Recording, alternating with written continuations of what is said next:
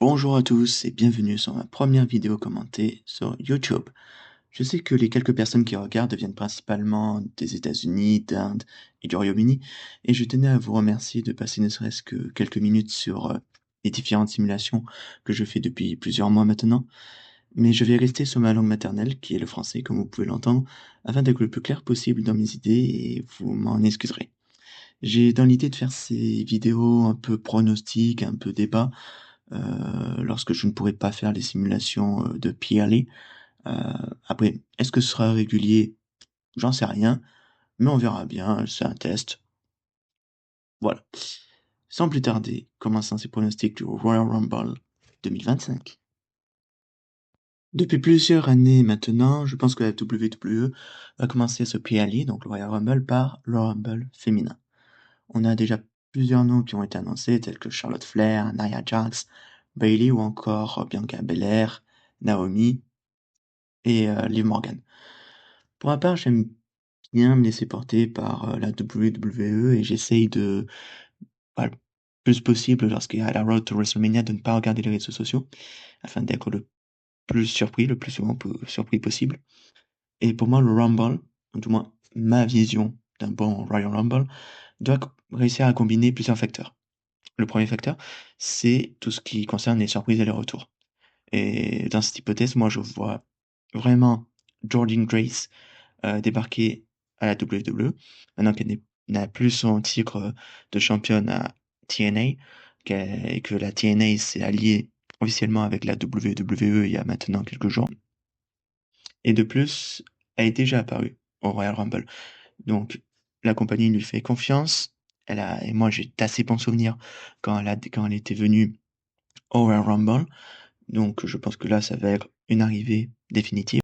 Et pour moi, Grace, donc, me semble la plus probable pour faire une arrivée surprise. On va dire une vraie arrivée, pas un retour, pas une surprise. Enfin, oui, une surprise, mais plutôt une arrivée officielle. J'espère aussi voir, évidemment, pour que le Royal Rumble soit excitant, quelques légendes. Bien évidemment, faire un petit passage, voilà, pour la nostalgie, pour être en mode, ah, c'est cool qu'elles soient venues, même si elles font pas grand chose. C'est toujours sympa de voir des légendes. Mais juste, perso, je ne veux pas voir les Bellas. Voilà. C'est vraiment d'un point de vue strictement personnel. Je ne les apprécie pas beaucoup. Voilà, pour moi, elles ont fait leur temps. Ce sont des légendes, effectivement. Mais je ne vois pas l'intérêt qu'elles ont de revenir. Et pour moi, leur dernier retour, elles étaient parmi les Final Four, ou du moins parmi les dernières survivantes du Royal Rumble. Pour moi, je ne voyais pas l'intérêt. Donc, j'ai pas forcément envie de revoir cette disposition et de revoir cette promo. Mais d'un autre côté, il faut être honnête, à part elle, je ne vois pas qui pourrait entrer au Royal Rumble cette année en tant que légende. On aurait peut-être d'autres surprises, mais c'est vrai que je vois mal la WWE se passer des balances malgré tout. Parce que bah, restent des figures quand même assez importantes. Mais malgré tout, il y a une catcheuse. Pour moi, la catcheuse que je veux voir revenir, déjà parce que c'est ma catcheuse préférée, et aussi parce que je trouve qu'elle manque dans les discussions pour le titre féminin, que ce soit Raw ou SmackDown, et bien c'est Alexa Bliss. Et pour moi, je veux la revoir dans un personnage beaucoup plus proche de celui de Goddess, euh, plutôt son incarnation avec la Wyatt. Je ne veux pas la revoir alliée au Wyatt Six. Pour moi, il faut qu'elle se redétache de cet univers. Surtout qu'on a déjà Nikki Cross qui fait un peu l'idée de Sister Abigail. Donc je vois pas ce que ferait Alexa Bliss en plus dans la Wyatt Six. Donc pour moi, il faut qu'elle revienne en tant que goddess. Peut-être un autre personnage éventuellement, mais tout sauf son incarnation qu'elle a eue avec Bray Wyatt. Voilà. Pour moi, on va passer évidemment au deuxième facteur. Le deuxième facteur pour réussir un Rumble, selon moi, c'est bien évidemment l'ordre d'apparition des superstars. Les Rumble que j'ai le plus apprécié, que ce soit masculin ou féminin d'ailleurs, de mémoire, ils avaient assez peu de moments de creux. Donc on pourrait imaginer un Royal Rumble qui commence avec deux têtes d'affiche, je sais pas, une Flair, une Lynch, n'importe quoi, qui sont après rejointes par des catcheuses plutôt mid-card, voire lower mid-card, afin de faire un petit rythme. Et on va alterner entre cette mid-card et les têtes d'affiche. Comme ça, on a toujours cette excitation de voir, ah tiens, les meilleurs sont pas gardés pour la fin, pour le final.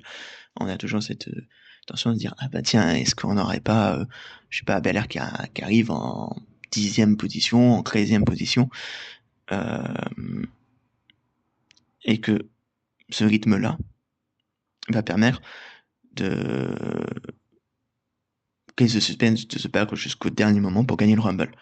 Alors qu'il y a eu certains Rumble où malheureusement on a eu beaucoup en fait de têtes d'affiche à la fin, en tout cas la deuxième partie du Rumble, et au final on était assez déçus, parce que pour moi ça cache le rythme, c'est-à-dire que toute la première partie, tu vois les noms un peu moins importants arriver, et on se dit ok, en fait tous les favoris vont arriver en dernier, il y a que la fin qui va être importante. En tout cas c'est mon avis. Enfin, le dernier facteur personnel, je le redis encore une fois, pour qu'un bon Rumble se passe, c'est la présence évidemment de nouvelles superstars. Nouvelles dans le sens de superstars qui proviennent d'NXT, qui peuvent donc exprimer leur talent, faire découvrir leur personnage, pour que le public, évidemment, découvre NXT, comprenne ce qui se passe à NXT, pour pouvoir ensuite appréhender les personnages s'ils viennent à être appelés au main roster.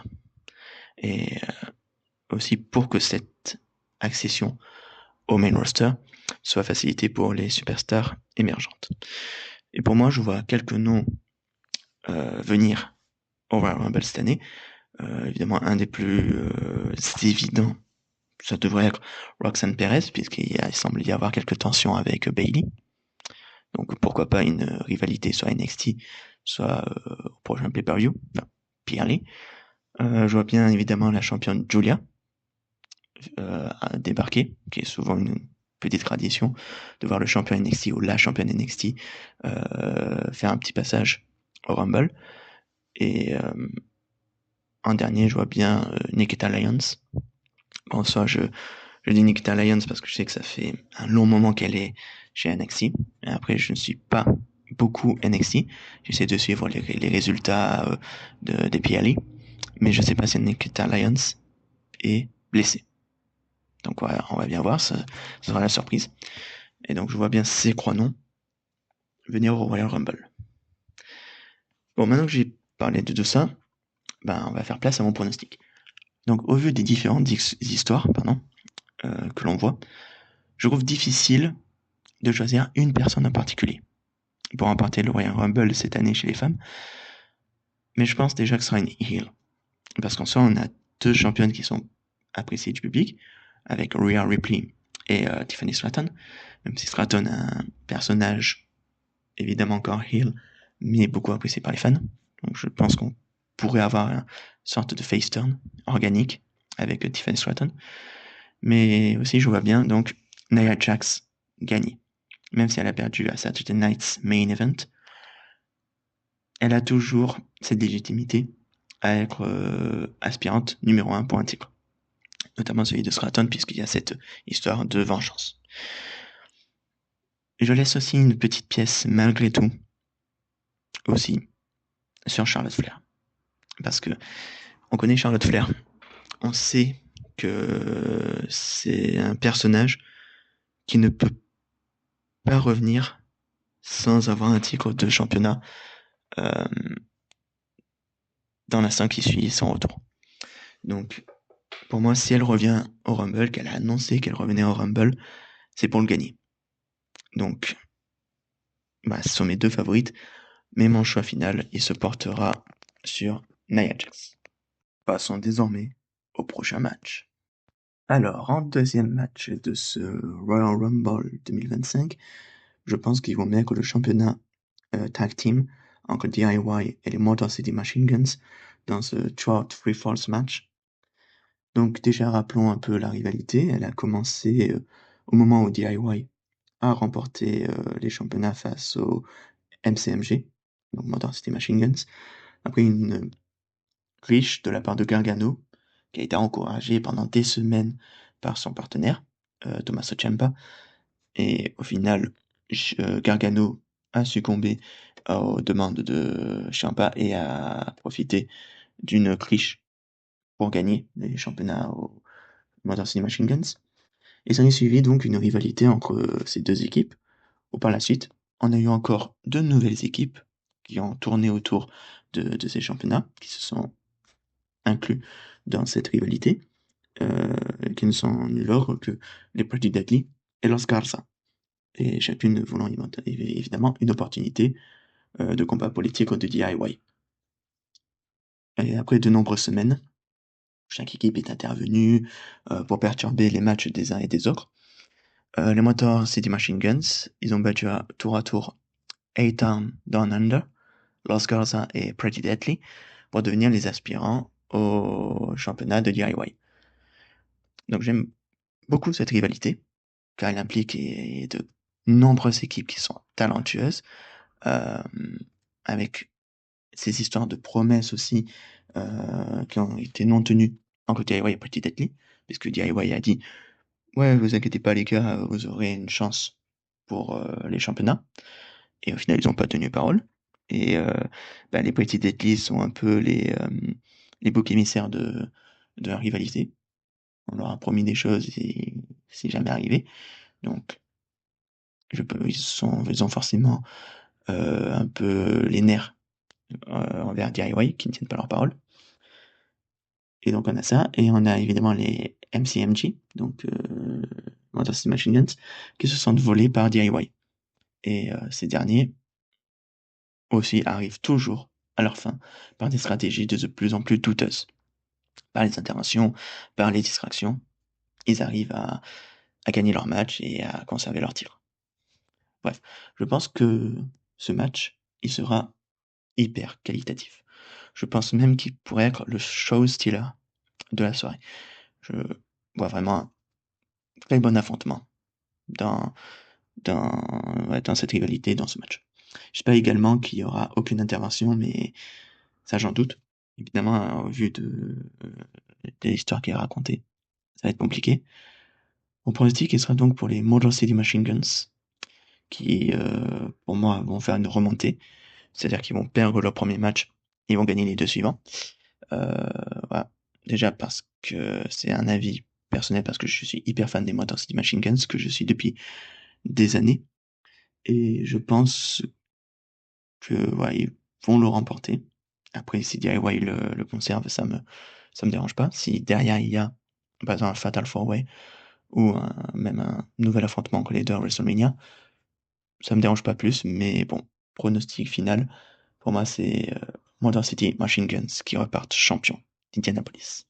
Passons désormais au prochain match. Le match donc entre Cody Rhodes et Kevin Owens pour le Undisputed WWE Championship dans un ladder match. La particularité donc de ce match sera qu'il faudra décrocher non pas une, mais deux ceintures pour remporter la victoire, puisqu'on a Kevin Owens qui a mis en jeu entre guillemets la Eagle Belt, après l'avoir volé à Cody lors du premier Saturday Night's Main Event de l'ère moderne, donc en décembre dernier. Mais on va remonter dans le temps. On va se rappeler de comment cette rivalité s'est construite. Donc, on retourne lors du PLE Bad Blood, où Cody Rhodes avait accepté de faire équipe avec Roman Reigns, qui a été son plus grand rival de l'année, pour affronter la nouvelle Bloodline. Et ce, bien évidemment, après des années de lutte pour mettre fin à cette dite Bloodline, enfin, en tout cas la Bloodline originelle. Et Cody Rhodes qui voulait finir son histoire. C'était un peu dans ce même objectif que Kevin Owens avait tenté à plusieurs reprises, à multiples reprises, de battre Roman Reigns et d'être champion, mais le tout sans succès. On se fait notamment du Royal Rumble où Kevin Owens a perdu contre Roman Reigns et où on a eu ce moment épique avec Sami Zayn. Bref, après cette nouvelle, Kevin Owens il a explosé de rage en attaquant Cody dans le parking, effectuant ainsi son heel turn. Dans les semaines qui ont suivi, il a ensuite reproché à Cody, ainsi qu'à toutes les autres personnes dans son cas, de pardonner à Roman Reigns si facilement. Et c'est un peu le même cas pour Drew McIntyre et Seth Rollins d'ailleurs, où ils reprochent eux aussi que les gens pardonnent trop facilement à Roman Reigns. Et ce qui a conduit Owens à une chasse à l'homme contre Cody, et s'est tourné à l'obsession pour lui, à tel point qu'il blessera Orton avec son package Pile Driver, et semaine après semaine, Owens il tentera de rentrer dans la tête de Cody Rhodes en rabâchant sa trahison, sans manque de parole, en faisant des attaques aussi bien physiques que verbales, euh, si bien qu'on en a commencé à voir un Cody de plus en plus nerveux et de plus en plus agressif. Ce qui suscite bien évidemment de nombreuses rumeurs et certaines volontés des fans de voir un Cody Rhodes dans un personnage qui se rapproche de Homelander, de la série The Boys, dans un personnage plutôt heel. Et je dois bien admettre que cette idée, elle me plaît beaucoup. Évidemment, il laisse une grande liberté dans le personnage. Ils peuvent laisser Cody un peu improviser, créer réellement ses propres promos et ses propres paroles. Ça peut être intéressant. Voire même un personnage d'anti-héros, de Cody qui est persuadé de faire le bien et qui est de plus en plus sournois. Justement, un peu dans cette idée de Homeland. Enfin bref, on voit un Cody de plus en plus tendu. Et je pense qu'au Royal Rumble, face à Kevin Owens, il va laisser exploser sa colère. Et peut-être même en réutilisant des techniques discutables, comme lorsqu'il avait fait lors de son premier match avec Kevin Owens. Je vois bien, par exemple, soit l'ensevelir d'échelles, soit vraiment faire un genre de sandwich avec 2 échelles et Kevin Owens. Et vraiment, on avoir un moment où on se dit, bah, Cody, il allait beaucoup trop loin, que ce soit pendant le match ou après le match d'ailleurs. Donc, je pense que le match sera une nouvelle fois excellent, vraiment, avec un Owens qui sera évidemment dans plusieurs spots dangereux et impressionnants. Donc, je vois bien faire une Swanton ou retenter un peu la même chose qu'il avait fait à Backlash à Lyon. Euh, Peut-être, bon, donc pas là sur des chaises, mais peut-être sur des échelles. Enfin bref, Owen, c'est sûr qu'il y aura un spot dangereux qui lui sera clippé, qu'il fera. Mais malgré tout, je ne vois aucun monde, ni aucune situation où Cody ne reparte pas champion et défendra son titre à WrestleMania. Ainsi, mon pronostic pour ce match, Cody restera champion. Nous sommes désormais au dernier match de cette carte. Royal Rumble masculin. L'institution de la WWE depuis maintenant 1988. Chaque année, nous posons les mêmes questions. Qui sera le vainqueur? Qui sera le numéro 1? Qui sera le numéro 30? Quelle surprise aurons-nous? Et tant d'autres encore de questions. Mais cette année ne fait pas exception à la règle, et le suspense est présent. Ce que j'ai dit tout à l'heure pour un bon Rumble féminin s'applique aussi chez les hommes. Donc pour cette année, je miserai sur le retour de, allez, 3 légendes maximum. Et en termes de surprise, je vois mal Joe Hendry ne pas être présent lors de ce Rumble. Il est dans une vraie ascension fulgurante depuis maintenant plusieurs années, pardon, et il est même devenu champion de la TNA il y a quelques semaines. Ces quelques apparitions à NXT au cours de l'année 2024 ont fait rugir la foule et les réseaux sociaux. Et on sait que la WWE, au niveau de la hype que peut provoquer Joe Hendry, ils vont vouloir le refaire venir. Peut-être même le signer définitivement à la WWE. En tout cas, une fois qu'il aura perdu son titre TNA, parce que je le vois mal signer de suite. Mais je pense qu'il va être une superstar de la WWE d'ici quelques années. Ouais, donc je le vois débarquer au Rumble. Joe Hendry. Aussi, j'ai d'autres noms qui me viennent en tête pour faire une arrivée surprise au Rumble. Bon, bien évidemment, là je vais faire une liste, mais toutes ne pourront pas débarquer au Rumble. Et certaines pourront venir plus tard, dans l'année, ou dans quelques semaines, dans quelques mois, et peut-être même que certaines, elles vont jamais y venir. Bah, je dis juste ce que j'espère voir à la WWE. Donc néanmoins, moi j'aimerais bien voir les retours de Aleister Black, donc Malakai Black à la AEW. J'aimerais bien voir Matt Cardona, donc anciennement Zack Ryder, ou encore Nick Nemeth, donc Dolph Ziggler, qui, pour moi, chacun vont engendrer une méga pop chez les fans s'ils arrivent au Rumble. Donc, l'ordre que j'ai donné, celui de l'ordre pour moi le plus probable d'arriver.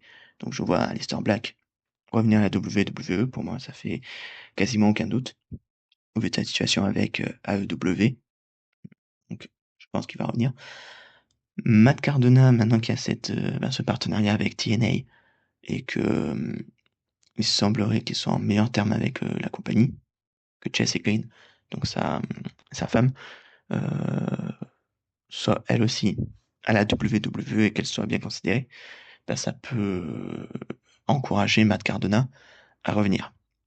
Et évidemment, si je dis Matt Cardona, c'est que je veux le voir revenir en tant que Matt Cardona, pas en tant que Zack Ryder.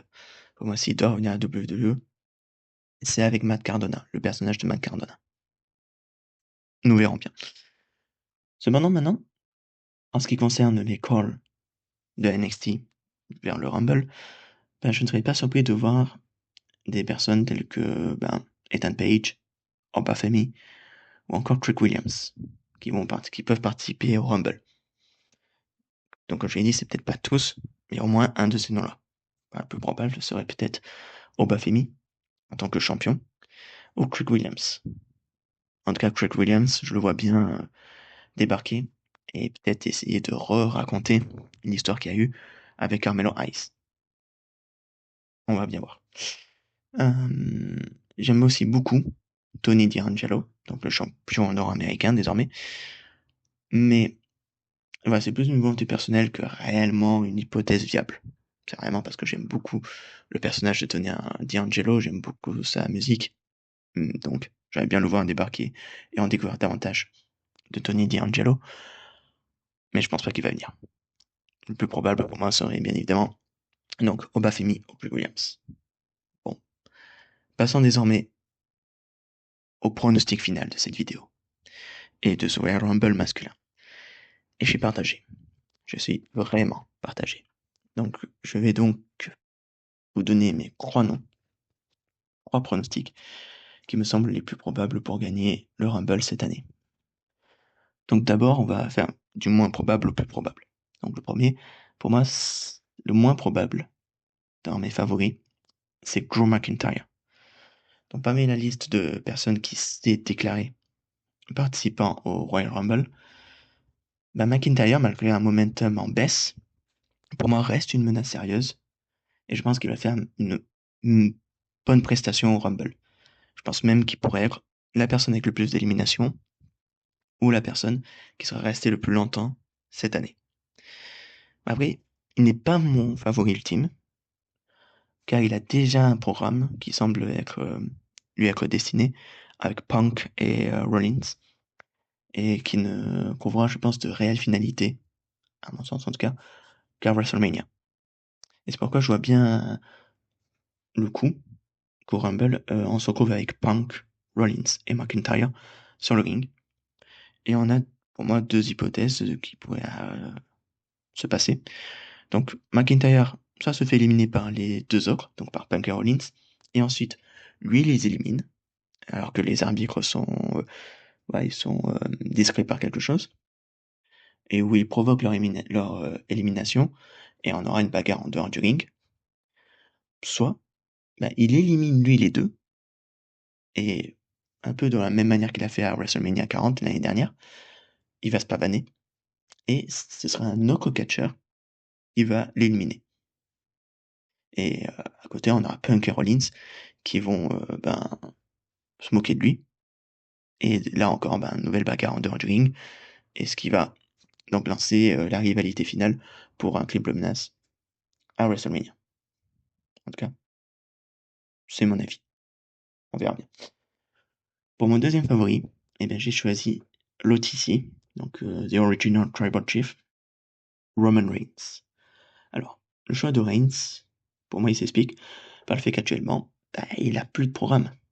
Depuis qu'il a remporté son Tribal Combat face à Solo Sikoa, désormais, il est plus que probable qu'il se dirige et qu'il se reconcentre vers le titre de champion détenu par Cody Rhodes. Voilà. Il a fini toutes ses histoires avec la Bloodline et il avait dit lors de son retour, je m'occupe de mon business, je m'occupe de ma Bloodline. Une fois que j'ai terminé, je reviens vers toi, Cody. Et là, pour moi, il a fini cette partie Bloodline. Donc, il va se reconcentrer avec Cody. Cela ferait évidemment un troisième, Cody versus Reigns, à WrestleMania d'affilée. Et personnellement, la conclusion de WrestleMania 40 me va parfaitement. Mais si on me dit, on va avoir à nouveau un Cody Reigns à WrestleMania,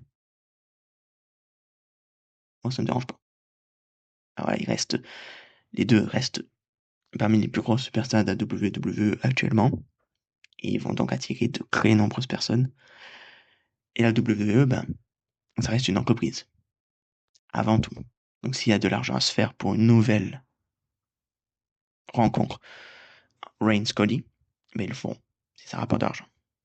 Mais malgré sa forte probabilité et sa forte possibilité d'arriver, pour moi, il y a un autre résultat qui me vient en tête.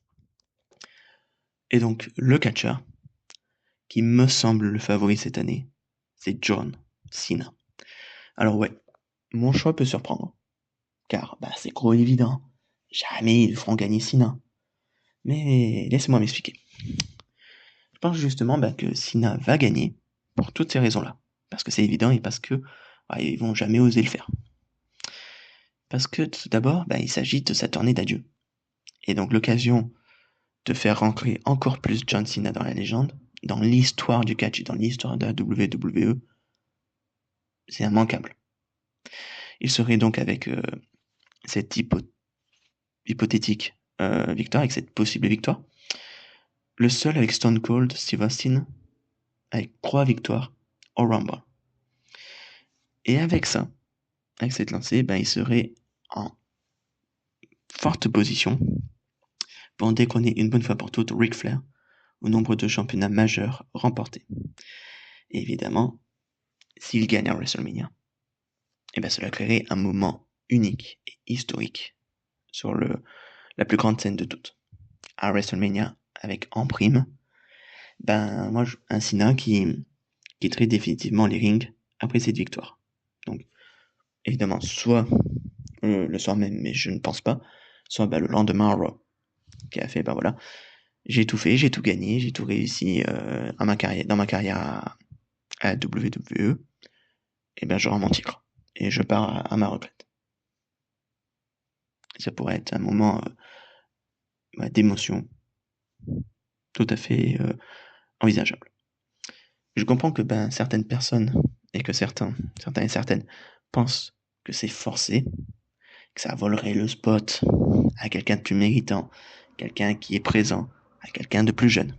Mais si on se place sur le point de vue de la compagnie, qu'est-ce qui est le plus rentable pour eux, financièrement? Voilà, je pense que vous avez la réponse tout seul. Vous l'avez déjà dit vous-même. Donc, pronostic final pour moi, John Cena sera vainqueur du Royal Rumble 2025. Merci à tous de m'avoir écouté. N'oubliez pas le petit pouce, ça me fait plaisir. Et partagez vos avis sur ce format, ainsi que vos pronostics sur le Royal Rumble de cette année, afin que l'on débatte en commentaire, poliment bien entendu. Chacun exprime son avis, chacun écoute. Je vous souhaite à tous une bonne journée. Ciao.